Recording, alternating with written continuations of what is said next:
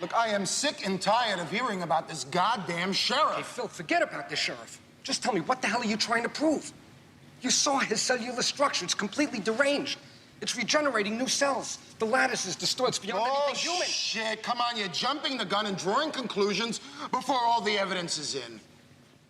Phil, what's wrong with you? What are you talking about, jumping the gun? What are you in such a hurry for? What, are you afraid somebody's gonna beat you to a new patent? Make some licensing arrangement with some chemical company or something? Go fuck yourself. Phil, don't give me that shit. What is this crap, stealing human bodies and tampering with them for our own experiments?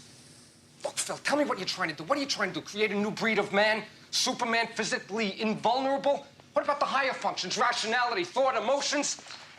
Phil, listen to me, man. The mind is my field. Now, I thought I would never say this about a human being, but that sucker is better off dead. Now, either you terminate Kirby or I'm going to do it. Who the hell do you think you're talking?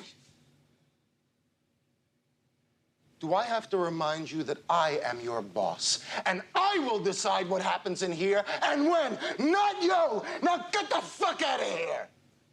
Hello, folks. Welcome to City Beef Podcast. I am one of your hosts, Gary Hill. With me tonight is the guys you hear on Last Call of Torchies. That's not such a bad thing, in my opinion. One of those guys from north of the border from both of us is the wonderful, amazing host of They Must Be Destroyed on Sight podcast, Mr. Lee Russell. How you doing, sir? I'm doing pretty good. Just sitting here ready to talk about the exquisite acting of one Charles Norris. So, and last but certainly not least, the guy that owns and operates the whole cinema Degeration, library, circle of shows, all of those things. Mr. Cameron Scott, how you doing, sir? I'm doing great. I'm ready to talk about some good old-fashioned ground chuck. 100% ground chuck. The molasses 2x4. She has all the subtlety and range of a 2x4. Yeah. You know? Sometimes he does, yes, indeed. We'll get into that. Poor flounder. Okay, we'll get into that. But I'll start the show the same way I always start the show, and I'll ask Lee first what he's been watching. Yeah, all right. So I feel like I'm just going to repeat what I was talking to Cameron about here while you were not in the call yet. But so I watched a God, I got to look up the fucking name again because I'm going to get it wrong. And that'd be really stupid of me. The Night of the Following Day from 1969. It's a Marlon Brando and Richard Boone crime movie. This is like, I guess in the late 60s, Marlon Brando had started to get fat. And this is like after he got in shape again for a little while before he finally just blew up. During Godfather and Apocalypse Now and all those movies where he just got to be big fat Brando, but he's in shape. He's lean and mean in this one. Him and Richard Boone are part of a crew of kidnappers who kidnapped this rich heiress played by Pamela Franklin. And this is set in France, so they snatch her at the airport and they take her to the French coastline and keep her under wraps in a little cottage. And basically, they set up the ransom and the exchange for the money and stuff. And while they're doing that, they just got to keep an eye on her. And like everybody in the kidnapping group has all their own different problems. Like Richard Boone is secretly a psychopath. Marlon Brando's having second thoughts about doing the job. One of the people in their group is a drug addict, and all the problems you don't need when you're trying to run a kidnapping. So all their problems are coming to a head, and it's basically just all about when are they going to get found out? Are they going to get caught? Because there's this French policeman who keeps wandering around the beach and keeps kind of showing up at the exact wrong time. And so it's very, very wrought with tension and suspense, and it's really well acted. As I was telling Cameron, it's got a really bad ending tacked onto it at the end that's like just head scratchingly bad. It's a ending that if you accept it, undoes the entire movie, and it just kind of ruins the experience.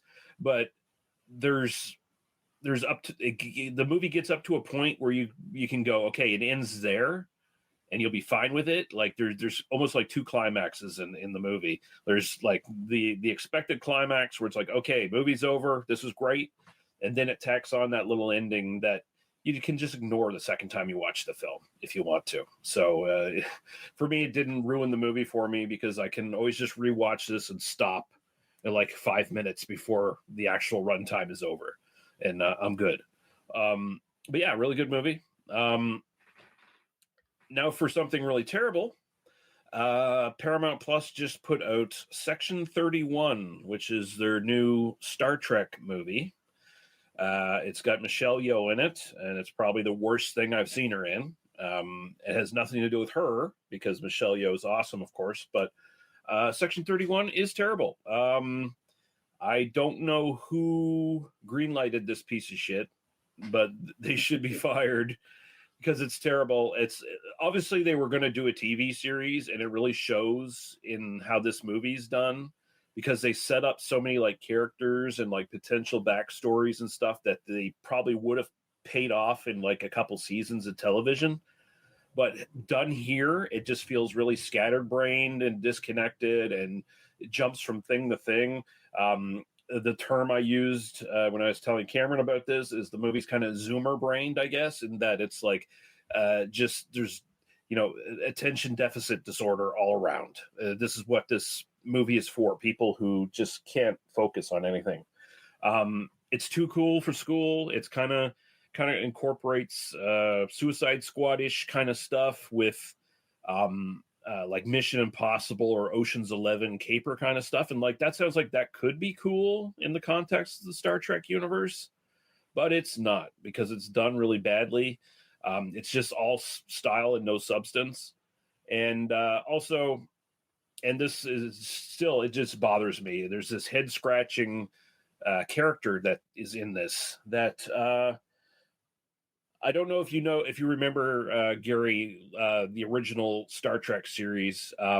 They had two aliens in an episode once. One was played by Frank Gorshin. TV's The Riddler. His name's like the half face guy, half black, half white face. Yes. Okay. Yeah, one of them's half white, half black, and the other one's half black, half white. And the whole episode was this really boneheaded, stupid analogy for racism. Basically, it was just, it was like, guess what, guys? Racism bad. No kidding. And like, that's one of those original series episodes that everyone wants to forget because it was just so badly done and so stupid and so like just obvious. They have a character from that race brought back into this movie. And I was, again, like I was telling Cameron, it's like, some things in the original series are best left in the original series. You don't have to bring them back as like a cute callback or a wink or anything like that. Like you can, I hated when the series Star Trek Enterprise brought back the Gorn, because they made them these weird CGI lizard men that really look terrible on their own. And it's like, you know what? The Gorn were best left in that dude in the fucking lizard suit fighting Captain Kirk. You didn't have to go any further. I mean, they're almost forgetting the point, though, of the United Federation of Planets. It is about, uniting the planets and uniting the races and uniting the species, Mm-hmm. and it goes way back to, before I was alive, this idea, so I don't know why they're going to shove it in your face, I guess, for the sake of wokeness, I guess. But it's not, I don't even think it's a woke thing. I just think some dumbass who was writing this thought it would be a cute in joke to like have one of the people from that race show up in this modern series, and it's like, I don't need to see that. It was kind of like when they did Deep Space Nine and they brought back they integrated the old footage from the original TV show to bring back the tribbles. Well, you see, I'll disagree with you because that episode was excellent, and they actually brought back and I forget his name, but we talked about. I just did an episode of my podcast where we talked about the monolith monsters, and one of the actors in that was the guy who played the surgically altered Klingon in The Trouble with Tribbles, and that guy did not age at all because they brought him back for the Deep Space Nine episode as well, and it was hella fucking cool. But yeah, some stuff is just left best left in the original series. It's just, you don't need to see it again. Yeah, that's a shame too, because the Star Trek output that they've been putting out, it has been top notch. Mm-hmm. They've been writing some smart Easter eggs in some of these things, and people are like, oh yeah, there it is, and that was very smartly done. But like you said, it's lazy writing right there, and with somebody like Michelle Yeoh, and I just saw the ad for it when I opened IMDb. She's looking like a boss, man. And yeah, I don't even fine. know how old she is now, but she's got to be in her 60s. But to have that person, lead a show, you can't. And it's a movie, right? You said a movie? Yeah, it's a movie. Yeah, maybe they were trying to make it a series, and I don't see they could try too hard not to make it a series unless the parties involved weren't that into it. I couldn't tell you. I think originally, if what I understand was Michelle Yeoh wanted to come back and play that character because it was like a character that was introduced in Star Trek Discovery, I guess, and she played in that for quite a while. Okay. But she wanted to hey, let's do a spin-off series with this character. That'd be really cool. And for a while they were behind that. But then they decided to go in different directions. They did, Strange New Worlds, and they did the Lower Decks and stuff like that. And they just decided, you know what, we're not going to do a series, but we'll still run with this just for the hell of it, I guess. But they made it a TV movie instead, and it's obvious to me that it feels like a really chopped down version of like their pilot or something, like their 2-part pilot that they would probably do if it was a series.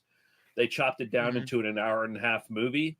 And it just looks like that. It just looks like something that's had a bunch of appendages cut off and a bunch of things that are going nowhere that would go somewhere if there was a series to back it, but there's not going to be a series to back it. So it's just kind of like left dangling. Like, why did you do all this work just for a one-off? Yeah, like I was telling Cameron, it's literally the worst thing I've ever seen with Star Trek. Put on it, branded on it. It's just, it's bad. It's really bad. Makes me sad, but Michelle Yeoh deserves better. Yeah. Yep. Genre actress. I mean, when that show was, those later Trek shows were built on genre actors. I mean, look at our man Jeffrey Combs, who's played, I don't know, 25 aliens at some point in time on those shows. Yeah. He always talked about it. You talk Tony. You can't talk to Tony Todd now, but we talked to him about his Trek experience. He's another one. Just has nothing positivity about it, And the fact they got Michelle Yeoh to say, "Hey, we're gonna do the starring vehicle for you." If you can't do that and do it right, with that person, I question the showrunners in that sense. I mean, them putting it on Paramount Plus like this as a TV movie just tells me that they wanted to bury it as quickly as possible. Yeah. They knew it wasn't good and they wanted to bury it. Which is also baffling because this is, within the same like parent companies and stuff that will totally film an entire movie and then just axe the fucking thing and show it to nobody. But they'll stick this on their Paramount Plus. Okay. Oh, they're all doing that now. Yeah. Warner's, all those people, eventually we may see that Batgirl movie, but you make a whole movie that I don't know what it costs, but it had to be a pretty penny, and say you're not going to watch this now. It just goes to show like a lot of movies, to talk about movies failing and stuff like that, like they didn't make the returns in their initial release and stuff that they're hoping for, yet they can write off some movies as just a tax write-off, like $100 million movie is a tax write-off or whatever. It's like, fuck you. Yeah, we can afford to lose $150 million. The hell with y'all. Yeah. Yeah. But that's me. Gosh. Anything else? Yeah, Lee. Go ahead, Cameron. I've been haven't had a whole lot of time to watch a whole lot of movies, but I have gone to the theaters twice in the last couple of weeks. I saw the newest public domain kind of rip-off movie, I guess you would call it, although I kind of enjoy a lot of these lower-level movies. I went to go see Peter Pan's Neverland Nightmare. Nice. And there was like 5 other people in the theater, which was like kind of telling how much they promoted this movie, because I don't think anybody knew it was out. But I'll say this: it was, in short, without ruining a whole lot, it was better than the Winnie the Pooh movies. It was better than some of the like the Three Blind Mice and the Bambi kind of retreads that they've been doing. I kind of like that they brought Peter Pan like into the realm of reality where he thinks he's mystical, but like he's really not. And that's all I'll kind of say on that. There's like the pixie dust is not pixie dust, just heroin. But it was bloody, it was gory, it was low budget, it was shot really well. There was an inexplicable bus full of kids that just get mutilated and murdered. It's just kind of like, I'm surprised they went there. But I'm kind of glad they did, in a manner of speaking. I don't know what that says about my moral compass at all, but but fuck them kids. Anyway. But it was, like I said, it was bloody, it was gory, the body count was high. It was just a good old piece of modern day exploitation trash, and I kind of enjoyed it. I mean, I didn't love it, but I liked it. But what I did just see yesterday was the new Wolfman, and I gotta say, for a movie that has not done well, and I've heard like overwhelmingly bad things about, I really, really enjoyed. I know like a lot of people didn't like Lee Whannell's previous movie, the Invisible Man, which I also thought was really, really good. It puts a new, this isn't your grandpa's, Wolfman. That isn't your Universal Monsters Wolfman.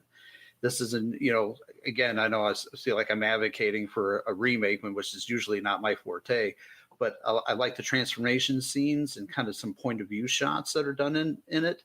It's shot really well, albeit it's really dark in some places. So it kind of, I have bad eyes. So as this, I found myself squinting through most of it to try to like see what the hell was going on. I like the general overall transformation of the Wolfman.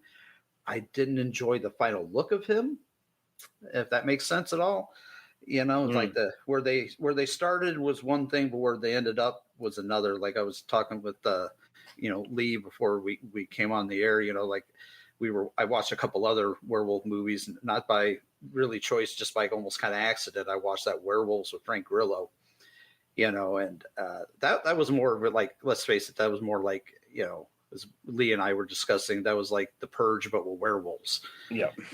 But it was still good. It was actiony, it had a lot of, blow 'em up, shoot 'em up action, but I kind of agree. Frank Grillo needs to, pick a lane and run with it, I think. Yeah. He's better in like small, like crime films and stuff like that, where he doesn't have to possibly break his hip doing action scenes. I mean, he still looks great for a guy who's like 60 now, but like, come on. Yeah, I agree. And for stuff that I've kind of retreaded, because I do a lot of rewatches, in the last couple of weeks, I've decided to revisit the entire From Dusk Till Dawn series. And I realized that those movies steadily got worse. Because I hadn't watched the second or third one in many, many years, although the first one, the original, I revisit quite often. I love, From Dusk Till Dawn. I think Dusk Till Dawn 2, Blood Money, is it's kind of like a good crime caper. It's a good crime thriller, just happens to have vampires in it. Yeah. And the third one, gosh, man, poor Michael Parks, rest in peace, man. But that man deserved much better than what he was given in, Dusk Till Dawn 3, which I think was called The Hangman's Daughter, which is, Is that the one with Bon Jovi? No, that's the vampire sequel.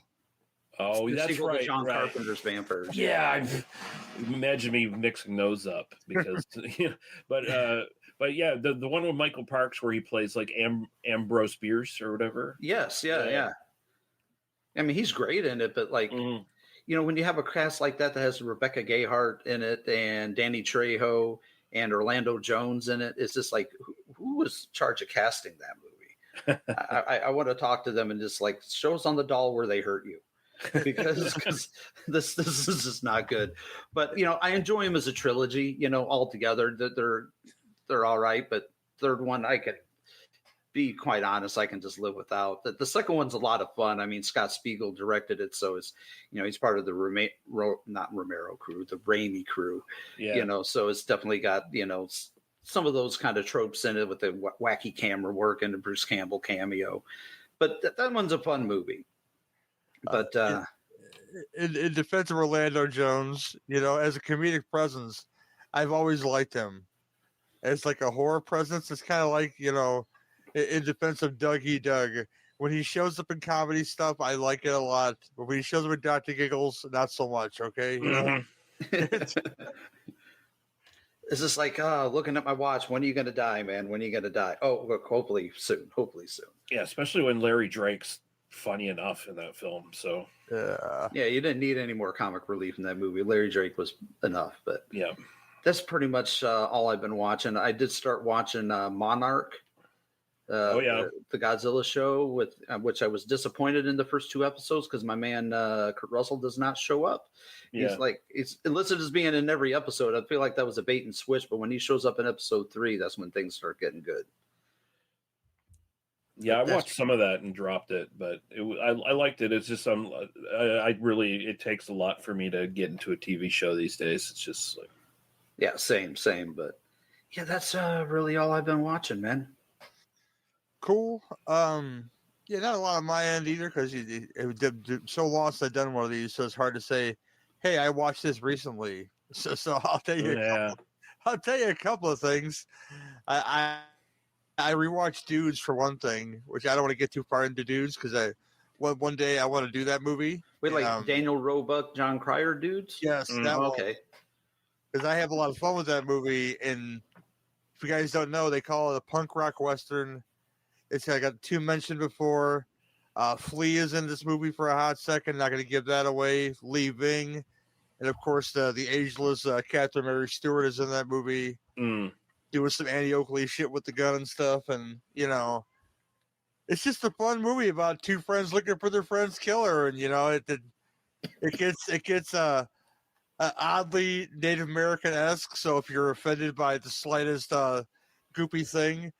Danny Roebuck has a vision quest. He becomes partial Native American for some reason in this movie. I couldn't tell you, but you know what? It begins good and it ends good, and there's a cat on my lap right now. Get down, Duchess. And has a kick-ass soundtrack, too, I got to say, dudes. Yeah. So if you're going for anything, those performers working their ass off, and that Dude soundtrack is a lot of fun. And what else? I watched Grafted today because that's a new movie that's on Shudder. Oh yeah, and I gotta say, it's from New Zealand. This is a body horror film that is better than The Substance, and The Substance is getting all the love. And this film is not getting as much love as I think it should because I know it's brand new and everything, but I thought its execution was incredible. And here's what's a cat the name again. of this one again?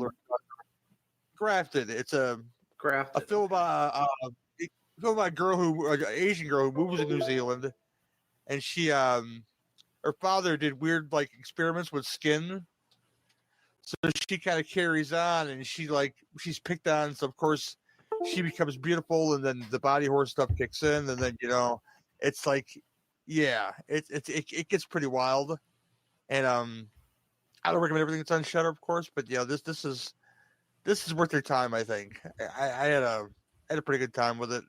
Cool.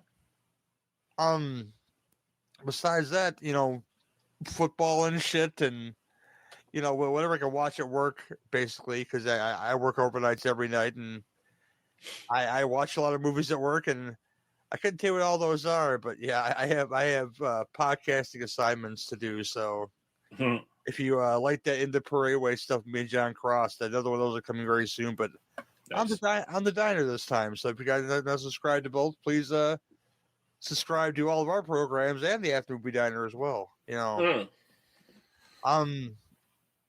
that's about it for me. Tonight, we're here to talk about Chuck Norris as implemented in the first segment of the show. In two films where we already did Hero of the Tear. So, but these are two films in which Chuck fights somebody who's either on or makes him like subhumanly strong or something. And those two films contain great genre actors, especially the first one, Force of One from 1979, and Silent Rage from 82, I believe it is. Yep. A few years there. Okay. And we'll get into Force of One right after this trailer. And now, from Guerrilla Pictures and American Cinema Releasing, a special movie presentation. A Force of One.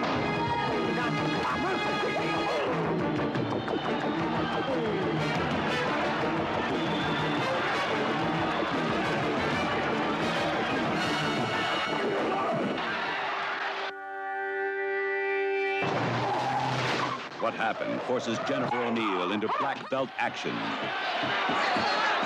With Chuck Norris, Bill Wallace, Clu Gallagher, Ron O'Neill, and one whole city's police force. One of them can stand 10 feet away and dust him off with a piece, right? Unless the killer hit before they saw him.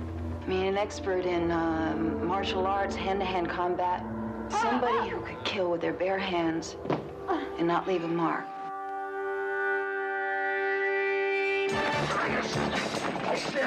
A Force of One. It starts with a routine search. It ends with a trail of bodies. We got smack, we got coke, we got uppers, we got downers, we got acid, we got pot, we got angel dust. We got it. I think some guy was falling. The junkies are having a field day, and the cops are out in force. But in this business, you need eyes in the back of your head. The bruise is so deep that there was internal hemorrhage. In other words, they strangled in their own blood. Lieutenant, there's an epidemic going on.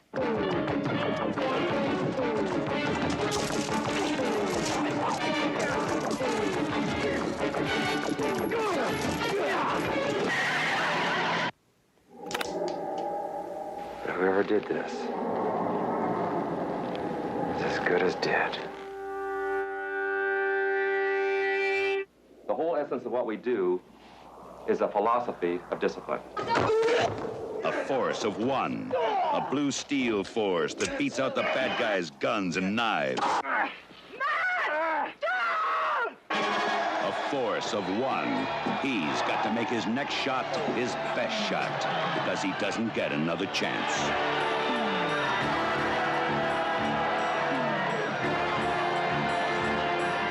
A Force of One. He hears the silence. He sees the darkness.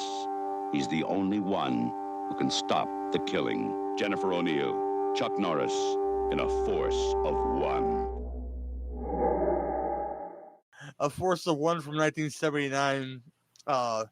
This is directed by Paul Aaron, who, if I remember correctly, didn't give us a whole lot. Of his big claim to fame was the TV movie Meow. Yes, The Miracle Worker, from the 70s. Oh, yeah. Okay. Yeah. And he gave us Deadly Force with the great Wings Hauser. Speaking of John Cryer, Morgan Stewart's Coming Home. He's in that movie. He did that movie too. And that's about the highlights of this man's career and this genre picture right here. Starring Chuck Norris, of course, as Matt Logan. Great Canadian import.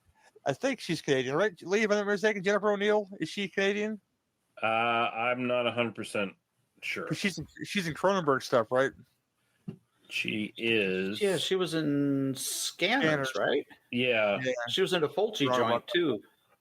No, she's Brazilian American. Oh, okay, fair enough. Yeah, she's in this. She plays in Scanners and some other good stuff. Yeah. Genre actors keep kicking. Clu Gulager has done your police chief in this movie. Superfly himself, Ron O'Neal as Rollins. Bill, the great Bill Superfoot Wallace as Sparks. These are crazy. Yeah, we'll get into him in a minute. Great tournament, great kickboxing tournament fighter. Eric Lanoville as Charlie Logan. James Whitmore Jr. as Moskowitz. Richie Melrose. Pepe Cerna as Orlando. We'll go into some of the somebody's called Choo Choo Malave in this movie. It's wild. Also, the great Charles Cypress for a hot second. The late Charles Cypress as a doctor. Right. Yeah. So we love some Charles Cypress on the show for sure. But your chief of plot synopsis of this is: when detectives of an undercover police unit are mysteriously killed by a martial artist, a professional kickboxer is hired to assist them and train them, I guess. They get into that.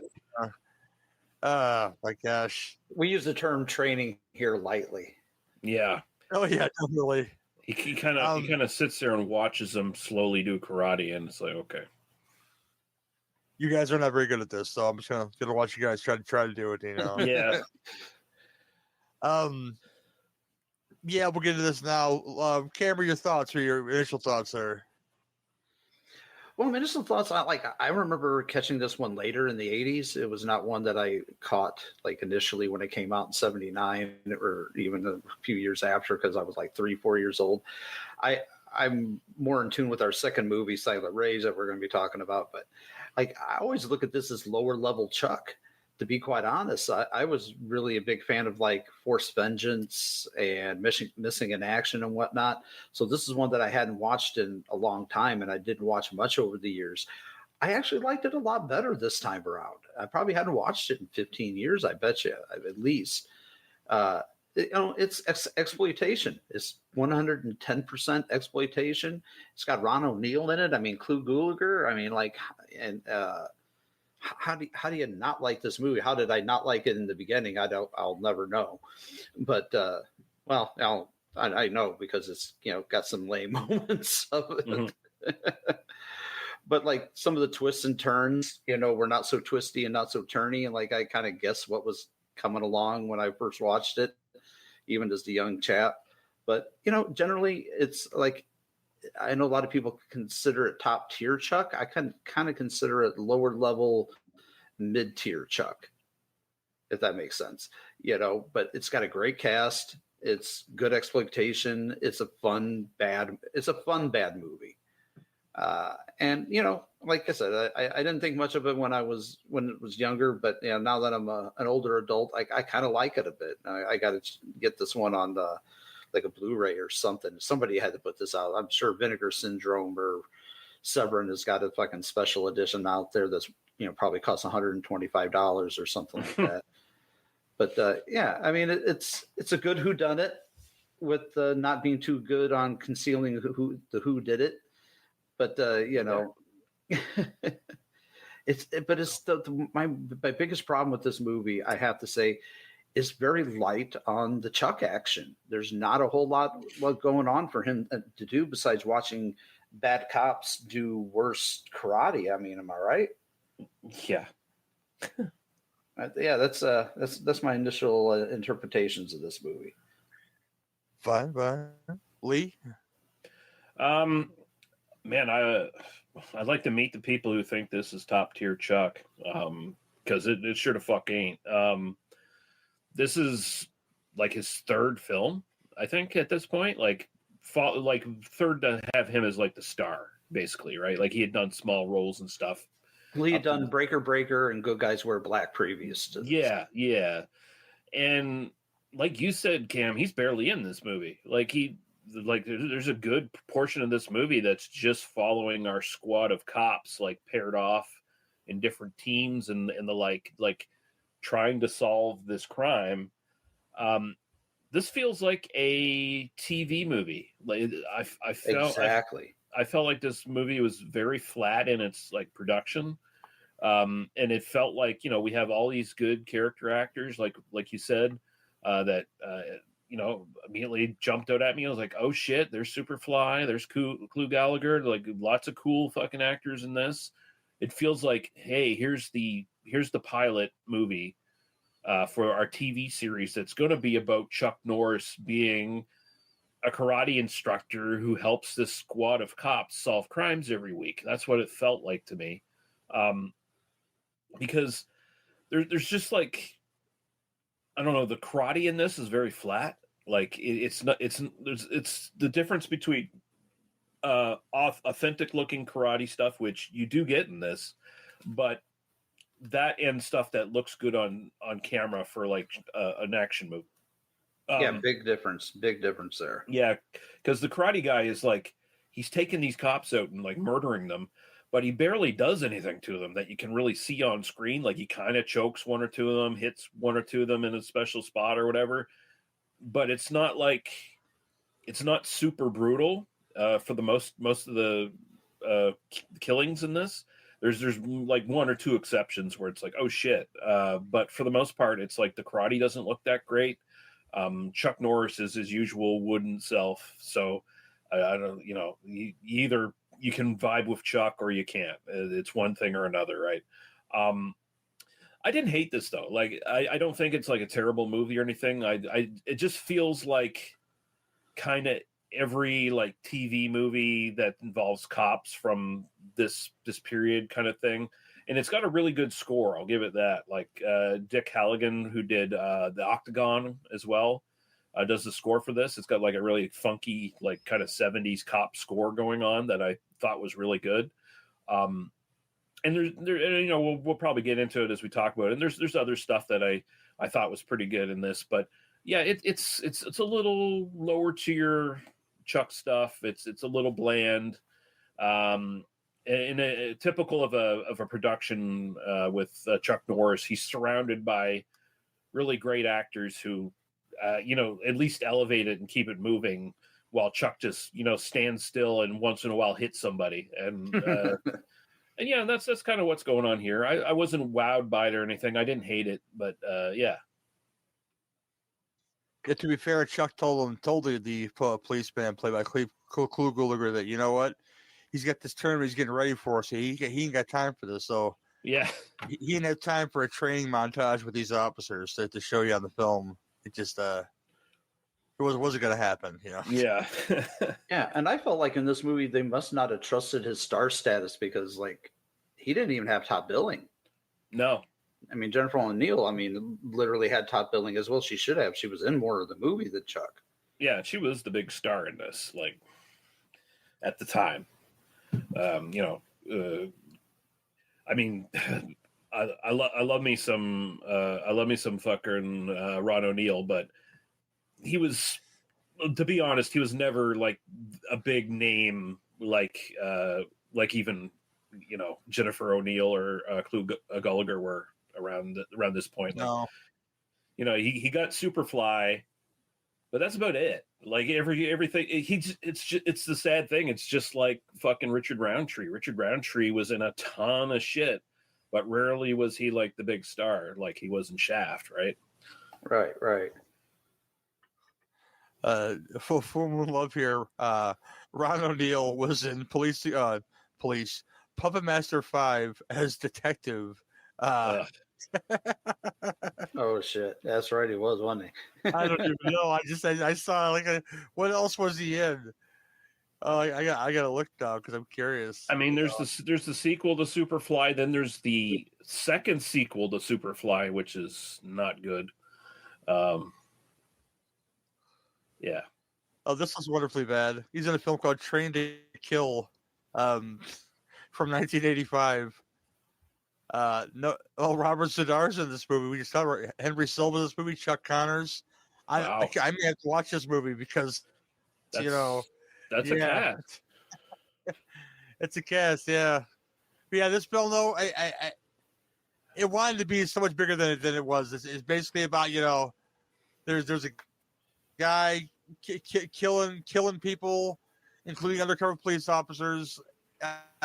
With martial arts, he's literally chopping them in the neck and they fall over, which is a major problem for this film because you got Chuck Norris in this movie You got Bill Superfoot Wallace, who at this point were amazing technical tournament fighters. You know, kickboxing, your champions. You know, but the shit you're seeing on screen, especially their fight at the end, is just looking sloppy as fuck. It's looking sloppy as fuck. But because a small thing in my opinion. But yeah, if you're gonna showcase sloppier than Charles Bronson's footwork in harsh times, right? Yeah. But you pick this guy out. You pick a Superfoot out. You know, what Chuck did. I think he met him at a tournament or at a gym or something. This how the relationship began, and you put him in your movie. And he's not an actor, so he's just this wooden guy who, much like the guy in our next movie, he's just kind of like this guy who doesn't say anything. He just kind of stands there, who's supposed to be, this ace martial artist who happens to be addicted to drugs. Which I love the fact that they play out with Lou Gallagher there, like you're not going to realize that it's him in the end trying to fuck Chuck over by saying, "Hey, look at all these drugs we have at the police station. We're going to destroy these right away." Yeah, right. Sure you are.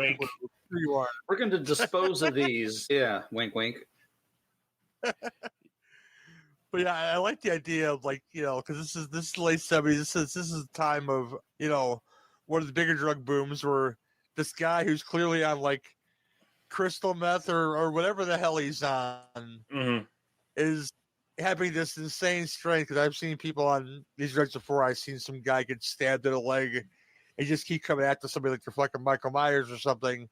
So the fact that he can literally feel no pain, because he's on this drug, being this, he's just killing cops. I like that idea of this, not the killing cops part, but the fact that he becomes a deadly weapon when he's high on drugs. And he can choke someone to death in like 3 seconds. It's like amazing. Yes, indeed. Right. I guess if he knows the right pressure points, because as I learned from Three Ninjas, there are pressure points on the body where you can just take Professor Toru Tanaka down, no problem, if you're 10 years old. Let's light this fat boy up. One day I'm gonna do those fucking movies with somebody, because that third one, again, it contains many genre actors that you love, and for no reason at all, like Charles Napier's in that movie, and Don Stark, and random people in that fucking movie. Back to this though, yeah, like you guys said, Chuck's barely in it though, and much like his character, I guess he didn't have time for it because he didn't want to train these officers. And I love the German title. Der Bulldozer is the title in German. I saw that. The bulldozer. Apparently, the bulldozer did not have time to act in this movie, which I wouldn't call what he's doing now acting. But if you watch like Breaker, which is one of his debut starring roles, he's got much more to do in that movie and does it well than he does in this movie. Yeah, he looks like in this movie he looks like Howard Hessman. Like he's much more shaggy Chuck Norris. He's got the longer hair and shit, and he looks like a dork. Yeah, he looks like a slightly more buff Dr. Johnny Fever. Yeah, his mom put the bowl on his head and cut his hair for him. He's looking real sad, Yeah. And, now you look like a real boy. Yeah, and to try to humanize him, they've got this whole subplot where he's got an adopted son, and who was like addicted to drugs or some shit at some point, or his mother was a junkie. I can't remember which one it was, but he took him in and he's training him, and eventually you do have like the moment where this movie decides to actually go hardcore for like 2 seconds, and Bill Wallace like straight up murders Chuck Norris's adopted son or whatever, right? Which is do they say he's adopted? I don't remember if they said he was adopted or not. Which is he's adopted. Well, I mean, he took into custody under custody of Chuck Norris or whatever. Yes, anyway, right? But yeah, it takes something like that to get even the slightest emotion out of Chuck Norris in this movie, which is amazing. It's either that or just the fact that these hard drugs are in our streets, so that that maybe raises the the cankles of Chuck Norris a teeny bit, but it takes but you know it flat out takes having his his de facto son murdered by the main bad guy for him to give a shit to want to like go after him and stuff. So yeah, it's a little it's really pushing it, right? The clue's like, well, I guess he was pumped full of drugs, and I guess she's dead now. You know, that's was there any? I forget. Like last week I watched this movie. Was there an implication that he was addicted to drugs before Chuck got to him?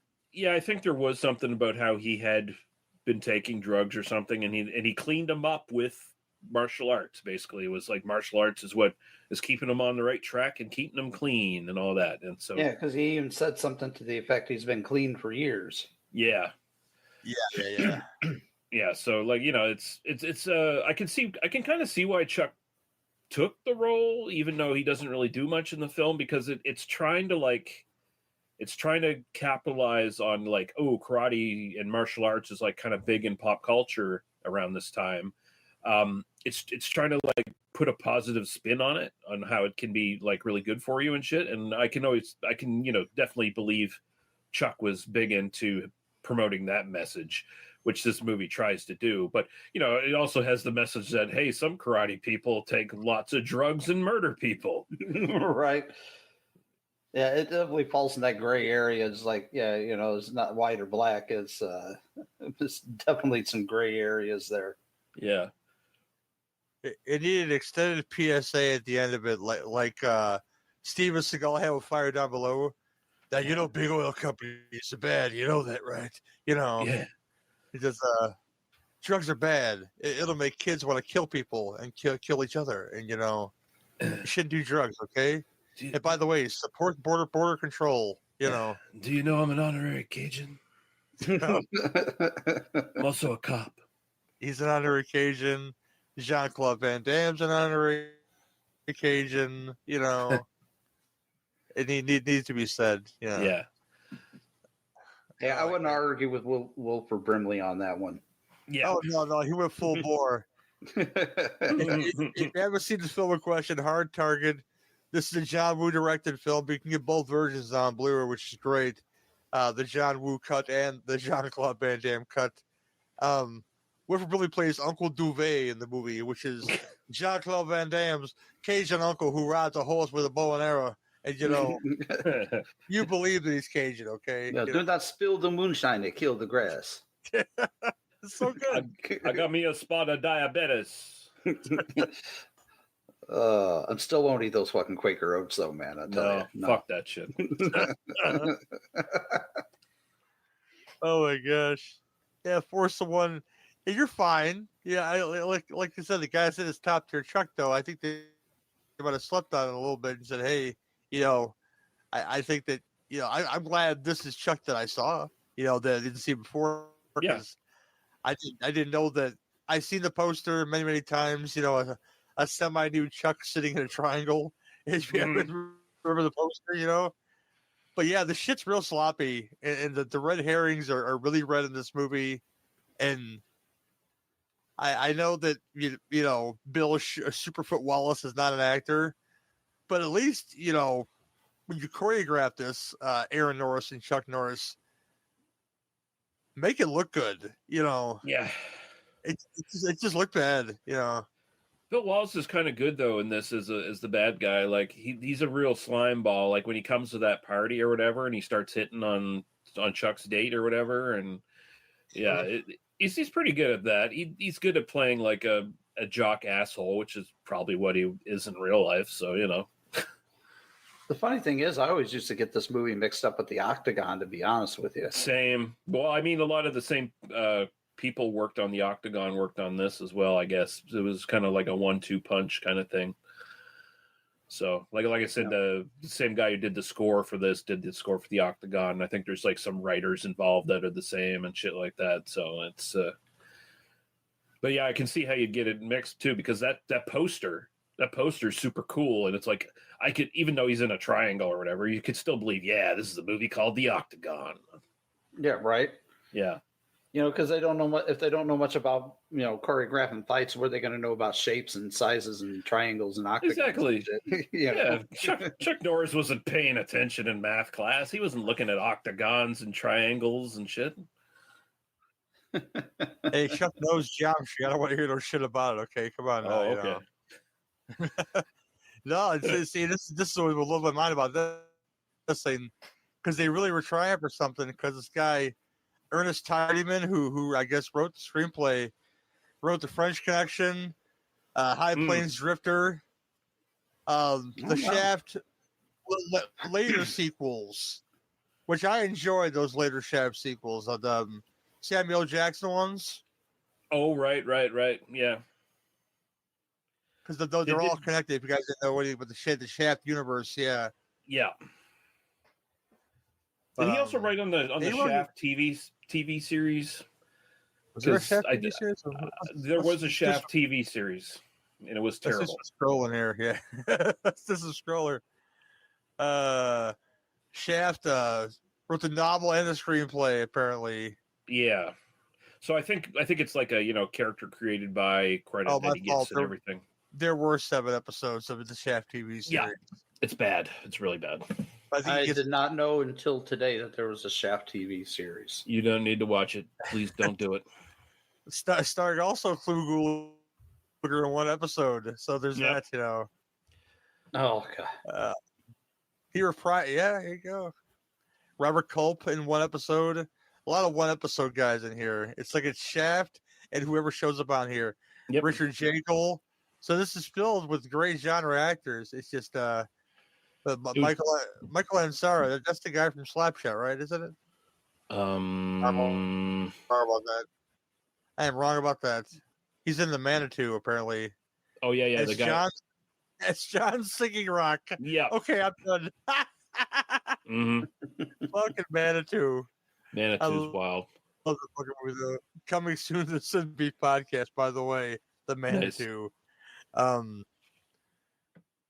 Yeah, it wants to be so good. It is trying so hard to be good, and that's what's frustrating about A Force of One to me. You know, you need a little more meat on them chuck bones, and you know, I think you put that soup. I think you put that soup bone in the water a little too long. You know, trying to make a fine broth with that soup bone, and it's just yeah, it's just a fine chuck broth. A fine chuck broth, if you will. You know, you feed it to your fucking senior dog, and his bones feel better. Okay, you know, because of the marrow and such. Oh my gosh! Any final thoughts on A Force of One, Cameron? Watch Silent Rage instead. There you go. It's an all right movie.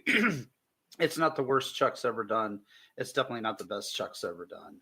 It's just kind of mid, as the kids would say. Do the kids still say that? I don't know. I don't give a fuck. Skibbity. But, they still do. They still do. Yeah.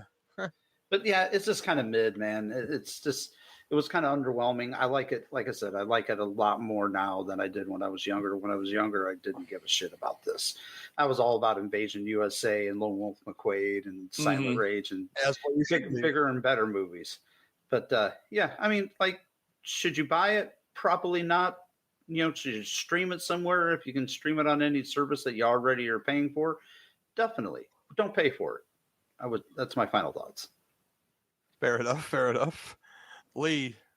Pretty sure I watched this on YouTube. If you find it on YouTube and you're not busy and you want to kill an hour and a half or whatever, go to it. It's not going to hurt you none. It's very kind of listless and bland in most of the running time. There's a couple bright spots, you know, some of the fighting stuff is okay, even though, as we mentioned, it doesn't quite work. And there's not, I can't believe I'm saying this, but there's not enough Chuck in this film. Like, I wanted more Chuck, even though he's not really doing anything. So, you know, it just go into it with, you know, lowered expectations. Like, it's kind of a TV movie that has a couple of more cinematic, like hardcore stuff in it, but not a lot. And it's just kind of it's there. It's really like lower middle of the pack Chuck Norris stuff. Like I've seen a lot worse from Chuck Norris. Let's put it that way. But yeah, definitely. Yeah. Yeah, this is fine. Again, like I said, not top tier. And by the way, the special edition of this is put up by Keener Lorber Classic, so it's a recent one, and it's currently sitting at 21 something on Amazon right now. Brand new 2K master, which is a very dark film, so that would only be to its detriment. New audio commentary, film historians Brandon Bentley and Mike Leader. Audio commentary with director Paul Aaron. Making up 15 minutes, 26 seconds. TV spots, radio spots, all that stuff. Again, if you get it, again, Kino always has a sale. So if you get that half-price Kino sale, you hit that sweet spot, and you get it for like $10, I'd say get it. If you're a Chuck completist, but if not, stream it on YouTube, like Lee said, and make your own choice. And I mean, I think I streamed it. It was on Pluto TV. Yep, that's there too. Which again, another free service. So don't spend money on free it. Service. I've been living on that Twilight Zone channel they recently added. I wish it had all the zones on there. I would love to see some 80s Twilight Zones on there. Yeah. Those are hard to find on DVD. But Force One is fine. It tries to say something about the drug trade in the 70s, but you really don't get a whole lot here. One scene I forgot to mention is again, scenes to love in this movie is the scene where Chuck learns all of a sudden about teen prostitution the hard way. Oh yeah, right. It just beats the fuck out of the pimp. That's a good scene. Yeah, it's like Chuck Norris walked into an after-school special. Is what this fucking movie is. Yeah, it is. It is. It's like Schoolhouse Rocks, man. This is what we're doing this for. Do you see the track marks on her arm? Yeah, I learned it from watching you, Mom. But not really though. But expect to see like Linda Blair pop up as a teenage alcoholic or something. Oh, that's another movie. Isn't that a film where she's a teenage alcoholic or something? I forget what it is, but yes. But yeah, this is fine. I again for one time watch, for a multiple time watch if you like it. Check it out. There are worse Chuck Norris things out there. Most of that came post 90s, like in the 90s, and that stuff came. But I would declare that this is better than that, with the exception of Top Dog. Because who wouldn't want Chuck Norris and Sammo Hung and a karate dog? I don't know who you are if you don't like that. It's just Top Dog coming soon. Top Dog or. I totally forgot about Sammo Hung being in that movie. Yes, I've seen Top Dog because we're animal lovers here, and as a kid, that was the Chuck Norris you watched. You watched Top Dog, you watched Walker Texas Ranger, you watched Sidekicks way too many times, and And when the parents weren't home, you put on Firewalker. Yeah, there you go. Yeah, Sonny Landham doing his thing. Yeah. Native American. Well, he's more believable as Native American than anybody else, really. Yeah. Right. Oh my God. Oh, Billy Bear. Billy Bear. Yes, indeed. This has been a review of Force of One. We'll be right back after this trailer with our review of a better movie, Silent Rage. Right after this.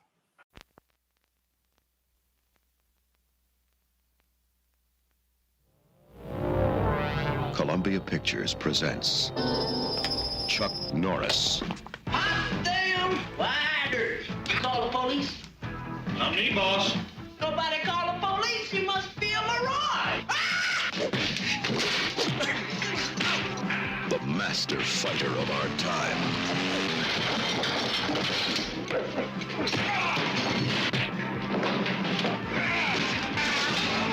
But not even he could imagine the power of the indestructible man he is about to face. A creation of science whose only thought is to survive. Can't you, senor?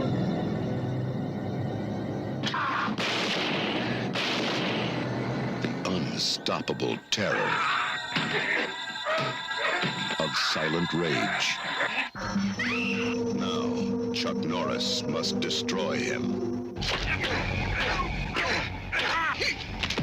Dan, watch out! In a final battle to the death and beyond. Silent Rage. Silent Rage from 1982, starring again Chuck Norris as Dan Stevens. I guess he's some kind of ranger in this movie. We'll get into that. Ron Silver, again, a great character actor, a great genre actor. Ron Silver in this movie as Dr. Tom Hallman. Another great character actor, William Finley as Dr. Paul Vaughn. We got Stephen Keats, our sleazy doctor, Dr. Philip Spires. Chuck's crush, Chuck's sex montage, Tony Collum as Allison Hallman, Brian Libby as our unstoppable force, the Silent Rage himself, John Kirby, the great Stephen Furst, who I first saw in PM Entertainment's Magic Kid with Ted Jan, whatever the fucking Roberts is his name. Oh, God. Yeah. He's in Animal House. He's in a bunch of stuff, bunch of genre stuff that you know and love. Lots of Star Trek too. Lots of Star Trek too. Babylon 5. On 5, yeah. So he worked in a lot of genre stuff over the years. Stephanie Dunham as Nancy Hallman. Yeah, we'll get into some more of the stuff in a minute here. But this is a better movie than the last movie. Your cheaper plot synopsis is this. A sheriff tries to stop the killing spree of a silent maniacal murderer who, as the result of a secret genetic experimentation by an unethical scientist, a lot of big words there, has the ability to re-heal. See, this guy's got fucking Wolverine powers, and you know what? This makes him an unstoppable force. And the fact that he's probably like 7 foot tall compared to Chuck. Yeah. But I'll start with Lee this time. Lee, Silent Rage, lay it on us, brother. Way better than our previous movie, as we already alluded to. Amen. And this is, you know, it's surprisingly not a canon film. This is still pre-canon Chuck Norris that's going here. And it's a sci-fi slasher mashup where it's like our Michael Myers style killer is a fucked up medical experiment that's trying to, like, you know, heal people, but it goes wrong and turns this guy crazy, and he's now this like kind of emotionless, monstrous killer who just starts hunting people down. So, you know, one of 2 movies I can think of that where Chuck is like directly up against like a slasher killer, like Hero and the Terror, which I think does the concept a little bit better than this does, but this time around watching it, I enjoyed this a lot more. Maybe part of it does have to do with I watched Force of One right before that, and that was like really bad compared to this. But but yeah, no, this flows a lot faster. I might be butting heads with you guys on this, but I did not dig Stephen Furst in this movie. I could have done without him. He's my least favorite thing in this entire movie. And you know, he shares at one point in a character moment that he killed a dog, and I was like, well, you're really stacking the deck against you in this movie, Stephen. I'm really not enjoying this. But this has better Chuck stuff. Like, it's just more Chuck doing Chuck stuff. Like, he's got a great bar fight in this where he beats the fuck out of a bunch of bikers. You got Ron Silver doing his thing. You kind of feel like he's going to be the villain, but he's just kind of like villain adjacent. He's kind of like just caught in the middle. Chuck gets to like romance Ron Silver's sister because they had like a previous romance going at some point. And that's kind of weird seeing Chuck Norris like try to act and be romantic and be like a flirt when he just kind of comes off as a creep. But you know, yeah, definitely, it's like, you hurt my feelings. Yeah.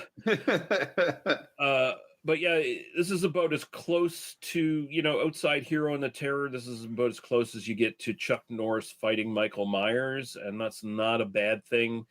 And Gary mentioned, William Finley's in this for whatever reason. The Phantom of the Paradise himself is just in this, and pretty good. We'll get into it, but I like this a lot more than a lot of Chuck stuff. So yeah, I think the reason why Hero of the Terror, as a presence, super, being, I said being twice, but I digress. That Jack O'Halloran plays the villain of sorts in that movie, and that's just an opposing force in itself. Yeah. If you guys know that's the big guy from Superman 2. Yeah. Not you. I'm pretty sure you knew who he was. I'm just telling the audience. Yeah. Cameron, sir, Silent Rage, lay it on us, son. One of my favorite Chuck Norris movies, as you said, Lee, is the closest that we ever got to Chuck Norris fighting Michael Myers, and I am fucking here for it. Probably my favorite Chuck Norris movie, next to either like Code of Silence or maybe, Invasion USA, Lone Wolf McQuade, but I could go on and on getting the list of my favorite Chuck Norris movies. But like, me, I'm a big horror guy. So this is as close as like really that, Chuck ever got to horror, because let's face it, John Kirby is a formidable force. He's Michael Myers without the mask and without the knife. He's just breaking backs and cracking necks and crushing skulls and doing all types of shit. I mean, we got that wonderful fight scene in the biker bar, which is just, I laugh at it. I laugh at it now. Before I was just like, oh, this is peak Chuck. Like, nah, this is peak, choreographed Chuck. Yeah. But, it's, and William Finley is great in this. Like, I mostly recognize him from Funhouse, where he played the drunk magician. I like, he's a great character actor. And I will admit, I kind of have a love-hate relationship with Stephen First. Like, no pun intended, but at first I liked him. And a little bit later, when he gets to the dog story, about putting the dog in the deep freeze, like, I'm like, oh, you're not ingratiating yourself with us, sir. No. Yeah, I'm not feeling bad when you bite the big one.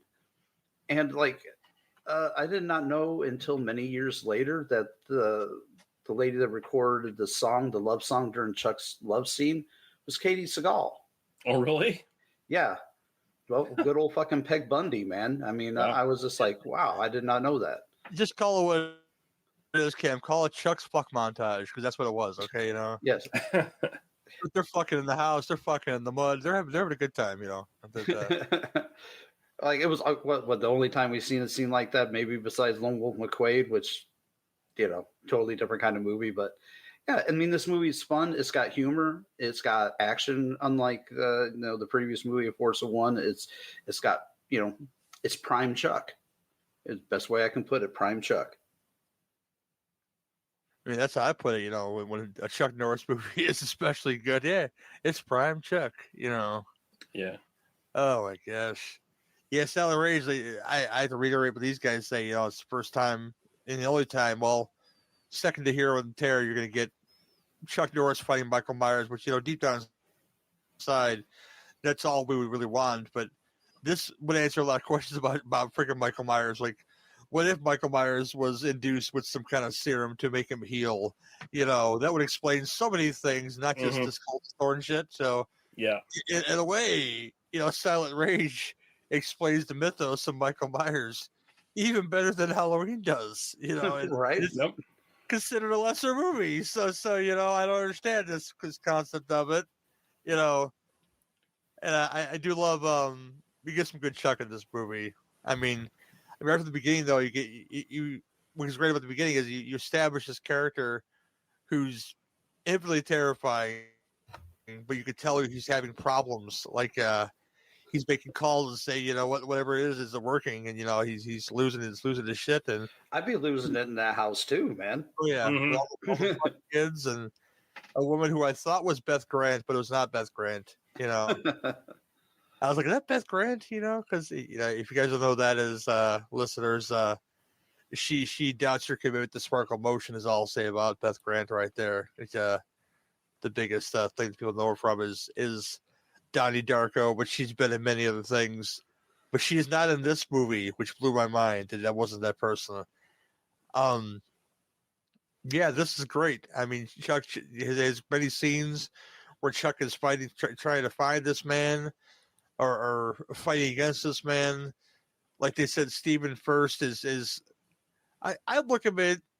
I look at him as like the goofy comic relief that was necessary but unnecessary.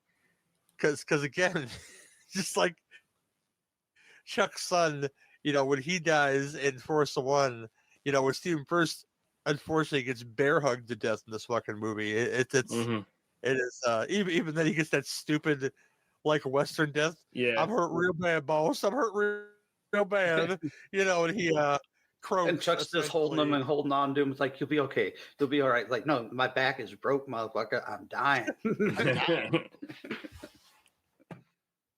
Dude, it's not getting to my brain anymore. But I stayed awake just long enough to say, I'm hurt, boss. He hurt me real bad. The doctors are really great in this movie. William Finley has mentioned it is like, your peon that's going along with things.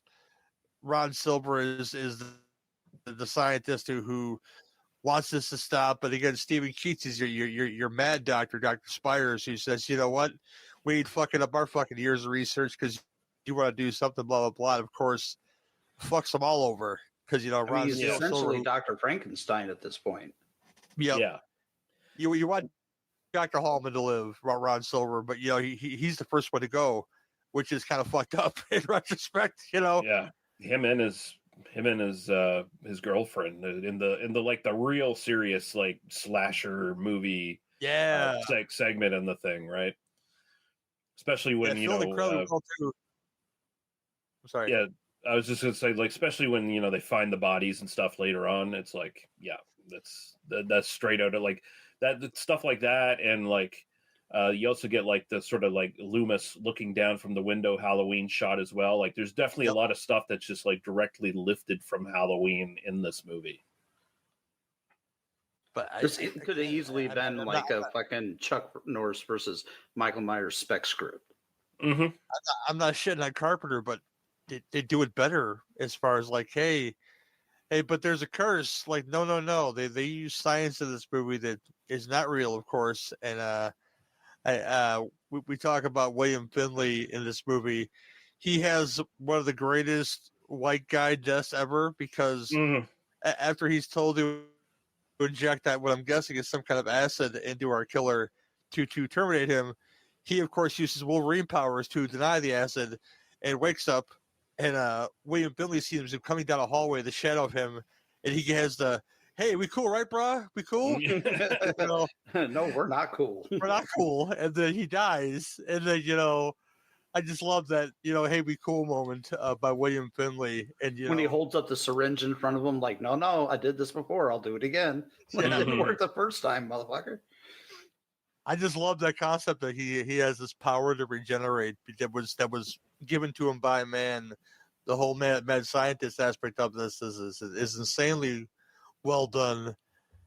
I don't want to say it belongs in a better movie, but if they took that concept from this movie to turn somebody into Wolverine without that adamantium, I think it would be really cool if they did this again, but like in another plot. And I think they wanted to do a sequel because they set it up for a sequel, but they never did. Yeah, he has a Skeletor moment where he comes out. Yeah. Out of the that well, ending scared the shit out of me as a kid. I distinctly remember freeze frame, man. When I saw this as a kid, when I was like 6-7 years old, and my mom rented it for me, I remember being glued to the couch. I could not move after that scene was over. I was too scared to walk the 15 feet over to my bedroom. I was just frozen. I was scared shitless of that ending.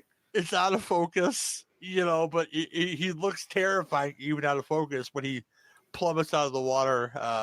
He has the Skeletor ending where he just pops out of the water, but he doesn't. I'll be back.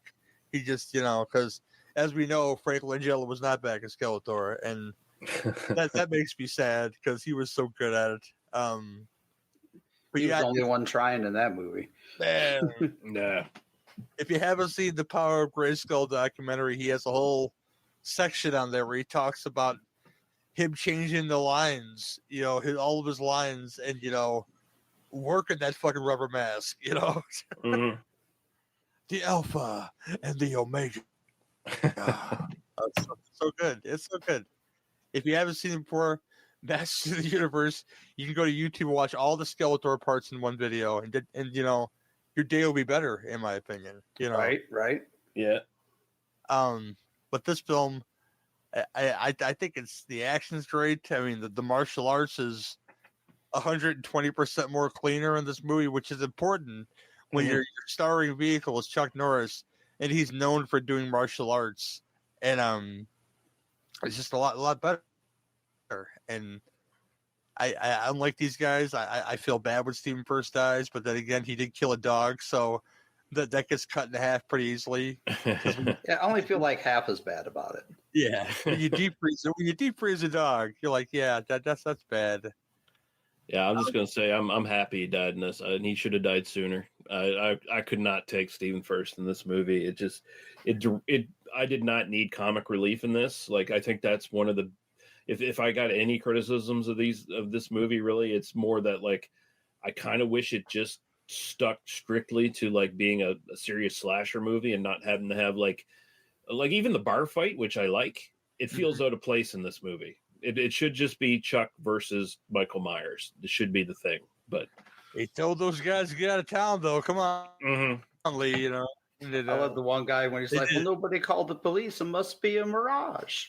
It's just they're from a different movie, right? Like maybe another movie where Chuck Norris is a cop cleaning up a town. That's fine. Like Chuck Norris didn't even have to be a cop in this. He could have been anything else, and you could have had the same plot for the most part. And you take the bikers out, you put in a few more slasher kills. You have Chuck Norris as maybe a detective or something, like like a PI hunting down this killer or something. That works. He could have easily been like a security guard working at the hospital. True. Yeah. Something's not right here. I'm going to investigate.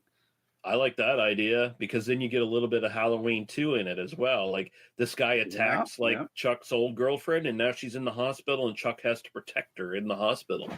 Yeah, it's essentially Halloween 2 without the Michael Myers mask. That's what it is. Yeah.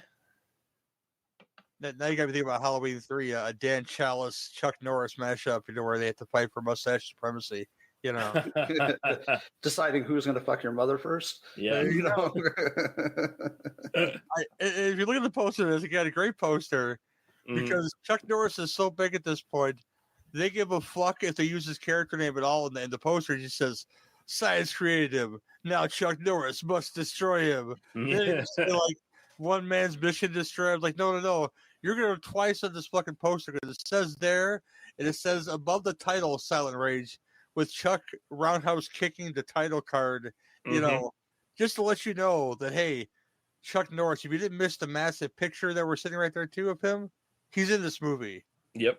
And he has Silent Rage too, Chuck's always got Silent Rage, so that's the thing. So he has audible rage, and that's a problem. So yeah. I don't want to get into Chuck Norris' politics, but they're a little warped sometimes, Oh yeah. But we love him for the good stuff that he's done, though. So there's that, Yep. Like Silent Rage. I mean, I recommend this film to anybody. I mean, this is one of those argument films where as horror fans, is this film a slasher? Yes, this film is a slasher. It just happens to have Chuck Norris in it, Yeah. As exactly. You're karate kicking Dr. Loomis. I think people hesitate on this one because it doesn't quite go as hard as 10 to Midnight does with Charles Bronson, right? Where that one is like very sleazy, like that one's like American giallo slasher almost kind of thing. Whereas this one still has enough like Chuck Norris as a cop doing cop things and outside distractions. So there's a bit more of a gray area there, but yeah, I'd say it's still straight up pretty much a horror movie for the most part. It just happens to have Chuck Norris in it. That's the only difference. Now, if John Kirby was hanging dong like the guy in 10 to Midnight the whole time, equal exploitation. Yeah. Well, I'm sorry, Chuck Norris did the huge dildo attached to the power drill, or the what was it, a foot or something, a rubber foot? Yeah, you know what this is for? It's for jacking off, isn't it? No, I haven't seen that movie too many times. No, not at all. Yeah. No, you need that biker bar scene. I almost wish that to create more comic relief, just to really lay it home that, hey, he's here to die, to be comic relief. Charlie rolls up in the foot with a fucking, like, one of those big old cage paddy wagons, and Chucky's throwing those guys in the paddy wagon. I forget which police academy that happens in, but it happens in the police academy movie where Hightower just goes to somebody, starts cleaning the house at the blue. Oh, that's part 2. Yeah, that's part 2. Yeah, starts throwing guys in the back of a paddy wagon. Oh yeah, because that was a Mauser joint. I forgot now. So yes, that tracks. Yes. Oh yeah. Another series I can't get enough of for no good reason at all. I just can't get enough of it. Even Mission to Moscow, people. We'll have to agree to disagree on that one. Mission to Moscow. Oof. That's a. You got Ron Perlman doing bad Russian accent in that movie, though. Come on now, I'll give you that much. I'll give you that much, sir. No, this is great though. Hey, this is top tier Chuck, and prime Chuck, if you will. That soup bone tastes real good. Might make some tasty beef stew, even if you will. But yeah, that's all my thoughts on the final thoughts on the film, Lee. Yeah, this one's entertaining. This is one you can put on and enjoy and not just have it in the background. Like, this one you can pay attention to because, there's enough stuff going on around Chuck that's really good. And then Chuck himself is pretty decent in this one. Like, at least he's trying. He has, like, some character stuff he actually does in this, even though, like we said, he kind of comes off as a creep with his love interest because he's just kind of like, hey, remember when we used to date? We should just start doing that again and fucking, despite the fact that, at first she protests or whatever, but she seems into it. So you kind of get like, why did they even break up? I don't know. It's just because he needs to have he needs to chase a girl in this, apparently. But the slasher stuff when it happens is really good. You got, like, 3 doctors. One of them's evil. One of them's kind of in between. The other one's kind of like a good guy who's trying to do his best, but gets in the way. And I liked all that stuff. And the killer is imposing. He's a credible threat to Chuck. Like, Chuck doesn't end up killing him in the end. So that says something for, that's a rarity in one of these movies where Chuck doesn't ultimately win. Yeah, I like this. I like this a lot. It's for me, it's like it's in the top 2. Like, if you're doing like a tier list ranking or whatever, like people do sometimes, this is kind of like up near the top tier, but like lower half of the top tier, I'd say. Like, it's not quite as good as his best movies, but it's a really fun Chuck Norris movie at the end of the day. And that's kind of what you're asking for. You're not looking for necessarily great drama or like top tier action movies with Chuck Norris. You're kind of looking for, just kind of fun. And if you can get that out of Chuck, you've got a good Chuck movie. And this is a good Chuck movie. Cool. Cameron. I agree about 110% with everything Lee just said. Like, it's a fun movie. Although I will disagree with one thing. I like the humor of it. It's not often, that you actually get a Chuck Norris movie that has humor, that has comic relief. And I feel like Stephen First does kind of work. He doesn't work at times. He's a little overbearing, on things. It's just, some of his mishandlings of certain scenes is just a little bit much. But I kind of like, I do generally like Stephen First in this movie. I mean, he's not as annoying as, say, Franklin and then Texas Chainsaw Massacre. Yeah, annoying. He's not. I don't hate him quite that bad. I have a love-hate relationship with his performance here, but it's got a little bit of. All I have with Stephen First in this movie is that he feels like a kid on a ride along, like the whole movie. Yeah, right. Until he's like, "Hey, it's time to get serious. You gotta watch this woman get murdered." Yeah, he feels like he's like a 12 or 13-year-old, really, on a ride along. Yeah. But I do love this movie. It was one of my first Chuck movies that I ever saw. It made me scared the fuck out of Brian Libby for a fucking lifetime, man. I did not like him as John Kirby. Well, did not like him, but I feared him. I thought he was a palpable presence, and this movie kind of has like different, and use this word again, tiers of villains. Ron Silver as Dr. Hallman. Is that his name? Dr. Hallman, I think it was. Was kind of like the reluctant villain. Stephen Keats was straight up Dr. Frankenstein. And, Brian Libby, was straight up fucking Michael Myers. I mean, it's a lot more of a complicated Chuck movie than I think we're used to. I think most of the time it was either straight karate, straight action, straight cop movie or something. This movie was multifaceted, and I love it for it. And, you don't hire Chuck Norris, as the director said, you don't hire Chuck Norris not to do karate. And he does plenty of it in here. He runs Brian Libby over. He shoots him. He sets him on fire. He drowns him, beats him, throws him at the bottom of the well, and still can't kill that son of a bitch. So I think it's one of the bigger travesties in sequel film history that this movie never got a part 2. I think they were probably hoping for it, but I know it didn't really do as well as they were hoping. I think it made like 10 million box office, which even for like early 80s was not superb. Yeah, because its budget was 4.5 million, so like 10.5 million isn't a big enough return at this point. Where it's like, yeah, we'll try it again. It's not like a Friday the 13th where if they do that, then it's like, okay, let's do it again.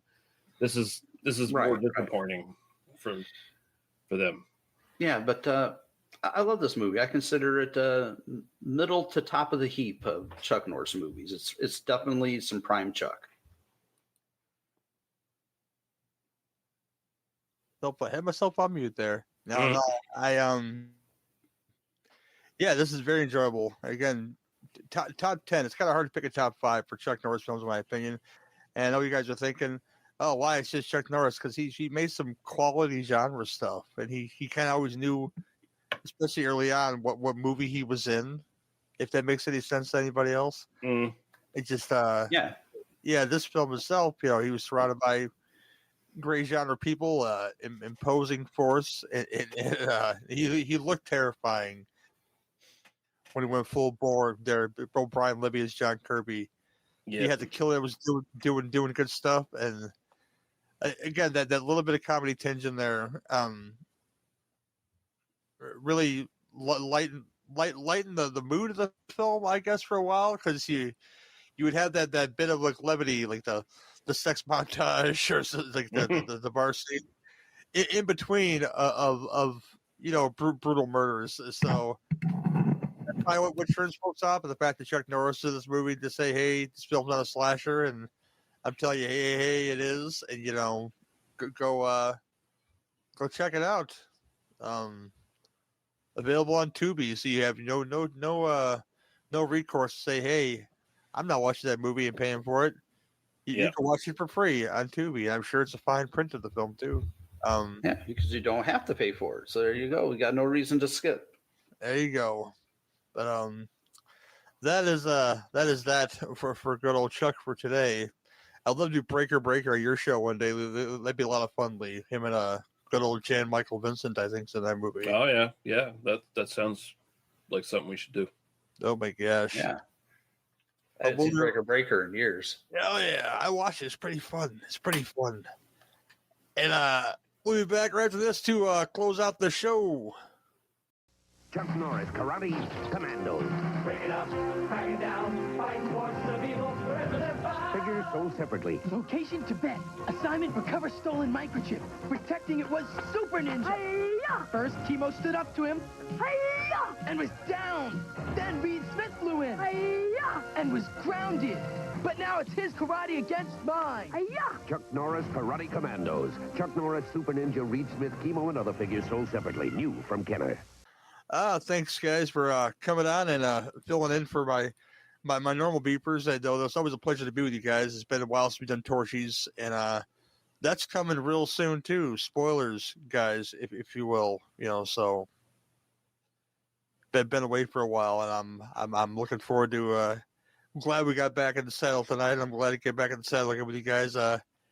the saddle and the trenches. Pick an analogy here. Yeah, I go to bat for these gentlemen anytime they ask me to. Let's put it that way. You guys got a lot of stuff going on. I mean, Lee's been releasing a show a week. I'll start with you, Lee. What you got going on the show, and what you got coming? Yeah, so I had a pretty good January actually, where I managed to get a bunch of shows out, so that was good. We did Highlander, and we sort of talked about the franchise itself as a whole as well on that episode, so that was a lot of fun. We did the Matador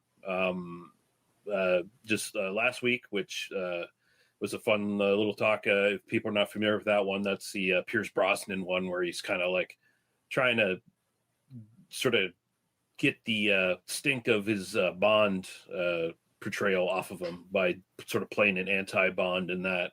And it's got Greg Kinnear in it, and it's real fun. So we had a fun discussion there.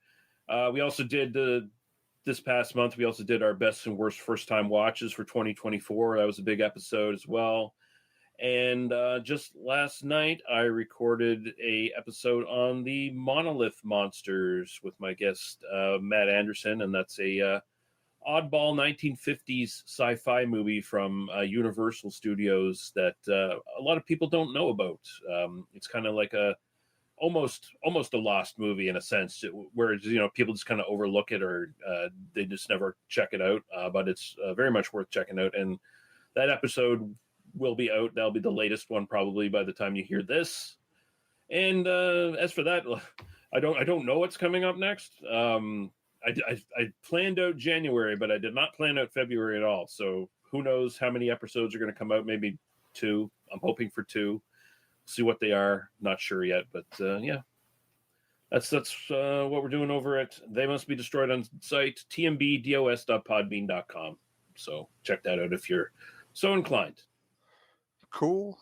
Today, January 26th of 2025. Happy New Year, by the way. I know it's late and everything, but we've been around that often. But Cameron just released an episode today of his show. Tell us all about it, sir. Yeah, I just released an episode on my show called Without Warning, where I surprised my friend Corey Dawson out of the blue, without warning, if you will, with a surprise topic. And we did famous movie weapons, so we talked a lot about Ash's chainsaw, Reggie's shotgun, RoboCop's gun, the Atlantean sword from Conan the Barbarian, amongst like dozens and dozens of others. But it's the first episode I've released in a while. I kind of took a hiatus from not recording, but from releasing stuff and editing for a while, because seasonal depression kind of hit me like a freight train, and was moving out of a new house, out of an old house and moving into a new house. So it was just like buying and selling a house. It was like just super stressful. So I decided to put everything on the back burner, but I'm back at it. I have an episode coming up on my Grindhouse Pizzeria show with my buddy Tom Commissar. We're talking about the Burt Reynolds joint White Lightning. Oh, yeah. And my wife and I are doing a top 10 of 2024 episode that we're going to be recording tomorrow. So it's kind of like a year in review, our top 10 episodes, our top 10 movies we saw in 2024. And then I got a couple of others that are coming out. I got a Transfers 3 episode that I'm going to be releasing here in a couple of weeks. Nice. Or in about a week and a half. And next month, I'm starting to release my long recorded, but just like I said, put them on the back burner. I'm doing a David Cronenberg Appreciation Month for February. Cool. So I'm doing several episodes of that, Crimes of the Future, Rabid, History of Violence, Scanners, and a couple others. Might record 1 or 2 more. And then I got, a couple other things in the work, but I've been doing a lot of writing lately too. And then the last couple of months, so I've been hard at work on my first novel. So I'm kind of excited about that after publishing a couple of short stories in the last year. So I'm working on my first novel. So that's taken up my most of my time while I haven't been recording or editing on anything. So been trying to keep busy all the same, So it's a good excuse, sir. I'm looking forward to checking it out, Yeah. Thank you. At the Civic Camera Sales, if you guys haven't listened to the Gator McCluskey saga episode that we did on this show, myself and John Cross had a good time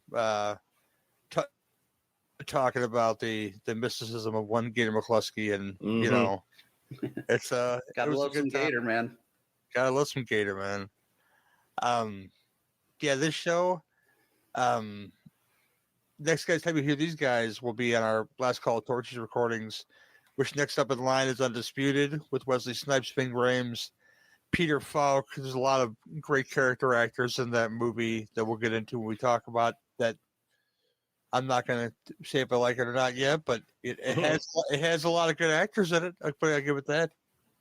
You know, yep. And the Charlie Band Empire produced Arena, which I had more fun with in Undisputed, and we'll talk about why when we get into that. But it was a first time watch for me, and it's kind of a blast actually. You know, so there's that. Yeah, this show, there's stuff that could be coming. It depends on, you know, Suzanne and X have been very busy with the holiday stuff, but that's winding down. But he's always busy with writing for Biff Bam Pop and other things. But we have scheduled shows that are supposed to be coming eventually. I'm trying to scroll back and find out what those shows were. I know the Manitou and the Dark Half is gonna be a show. Those two things, and then the other one was I'm gonna find this eventually. Yeah, I was gonna say, wasn't the Dark Half the first show that you did on my podcast, Gary? I think it was. It sounds right. And I found the other one. There's the Dark Half and the Manitou. And there is, I remember one was Night Wars, and I think Dan Haggerty is in that movie. I think, but it's this interesting, low budget. It's not. I wouldn't call it a good movie in traditional sense, but the whole idea of, damn, it's about people who went to Vietnam and come home, and somehow their friend from Vietnam who was fucking crazy. Yes, it's Night Wars and Jacob's Ladder. Somehow come back through his dreams, and somehow they can go into the dream and kill him, like Nightmare on Elm Street. Again, it's real fucking loose, and it's really fucking stupid in parts. But I happen to enjoy this film called Night Wars, so I said I want to talk about it with somebody. So it was either going to be this or with John Cross on the shows we do together, which. The next one, The Diner, where we are in the Pere Way. Michael Pere is the subject of those one of those films. We're doing Into the Sun with him and Anthony Michael Hall, and the VHS film in question is now I'm going to go John Cross's conversation because I should have been more prepared than this, but it's yes indeed. It is No Place to Hide, which has Chris Christopherson, Drew Barrymore, and Martin Landau in it. It's like a cult thing where Drew Barrymore is a prostitute, I think, and a beardless Chris Christopherson has to protect her from occultists. And what? Yeah, this is the film that I have on Laserdisc, and I said, "Hey, John, why not this movie?" And he said, "I have it on VHS, so it was like a match made in heaven." Wow. You know, and we both have it at the same movie on some dead media, so there's that. So that's the next In the Pere Way, which you'll find on the After Movie Diner once it's released and once we record it, which I think is going to be next week. So lots of irons in the fire. I hope it's with at least X, because like anybody said that about his mother, Suzanne cannot go on the phone because she doesn't answer the phone sometimes, and it's annoying. But Party girl. But yeah, that's it for this one. I thank these amazing gentlemen for taking the time and being patient with me all this time. Again, holiday shits are real, man. Yep. I don't like them, but not many of us do, man. I don't think not many of us do. But this has been the City Podcast, where if you've got beef, we've got the grinder. See you next time. Bye-bye. Adios.